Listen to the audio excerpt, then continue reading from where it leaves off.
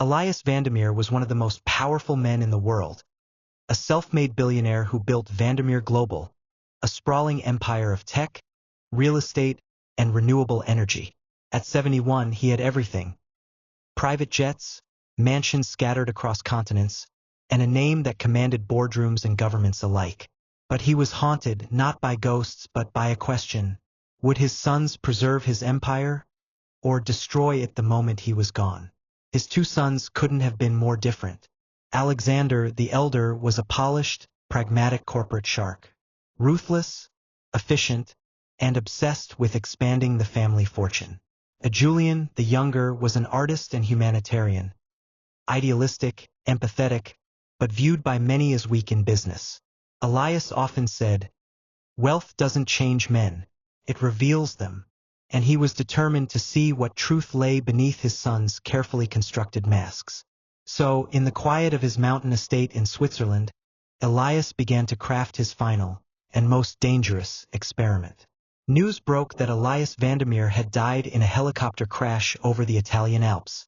His body was never recovered, but wreckage was found, and DNA evidence, carefully planted by Elias' loyal assistant, Henrik Bauer, confirmed his death. The world mourned, stocks dipped, tributes flooded in. Behind closed doors, the Vandermere family convened at the sprawling estate for the reading of the will. In the shadows of a hidden cabin high in the mountains, Elias watched the funeral broadcast live.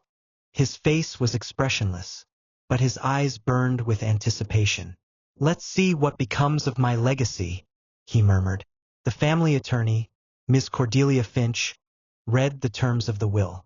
Elias' vast empire, valued at $42 billion, would be divided not equally, but conditionally. Each son was given control of half the company for 1 year. At the end of that period, an independent board would evaluate who had led more wisely, ethically, and effectively.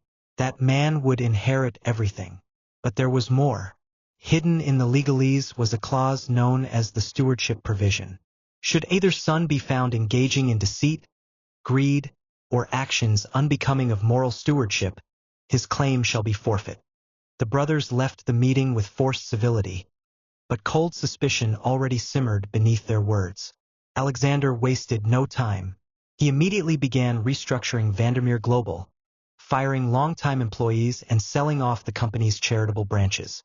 "Compassion doesn't pay dividends," he told investors. Julian, on the other hand, poured his half of the empire into sustainability programs, fair trade initiatives, and humanitarian causes. He was mocked in the press as naive, a dreamer who would bankrupt his father's fortune. Elias watched both unfold from his mountain refuge through encrypted channels. Henrik, his only confidant, reported their every move. "He's turning the company into a charity," Elias growled one night, watching footage of Julian visiting a drought-stricken African village. Henrik smiled faintly, "And the other one's turning it into a weapon." Elias said nothing, but in his silence was both pride and fear. Months passed. Then came the test neither son expected. A leaked document appeared, supposedly revealing a hidden account in the Cayman Islands containing $500 million that could be claimed by whoever accessed it first.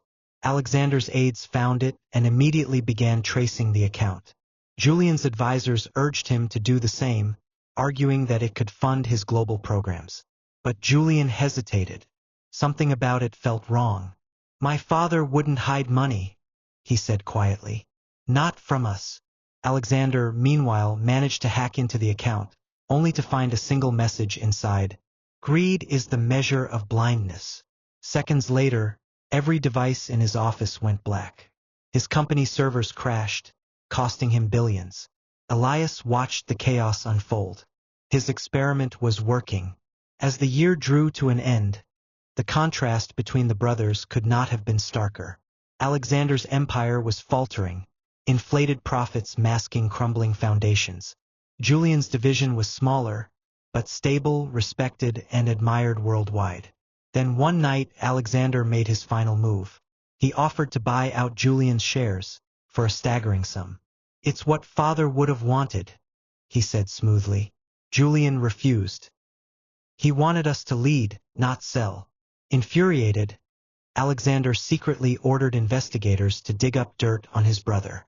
They found nothing, except a single encrypted email sent from a mysterious address in Switzerland. Curious, Alexander sent men to track it. What they found made headlines. In an abandoned mountain cabin near the Alps, Elias Vandermere was found, alive. The world erupted in disbelief. The billionaire who had died a year earlier had returned, disheveled but very much alive. When confronted, Elias revealed everything. His staged death, the conditions of the will, the fake accounts, the surveillance. It had all been a test, not of intellect but of character. Julian was stunned. Alexander was furious. "You lied to us," Alexander shouted before the press. "You destroyed your own company just to play God." Elias looked at him coldly. "And I found out who would have destroyed it anyway." In the months that followed, Elias officially retired, transferring full control of Vandermere Global to Julian, not as a reward, but as a burden of responsibility. Alexander vanished from public life, later founding a hedge fund that failed within 3 years. As for Elias, he spent his remaining days quietly at his estate, tending a garden that overlooked the Alps. To visitors, he would often say, "I faked my death to learn who my sons truly were. But the truth is, I died the moment I doubted them." The story became legend, the billionaire who rose from his own grave. But among the few who knew him well, it was remembered as something far more tragic. The tale of a man who built an empire out of control, and only found peace when he realized that his legacy was never meant to be his wealth, but the conscience of the son who refused to sell his soul.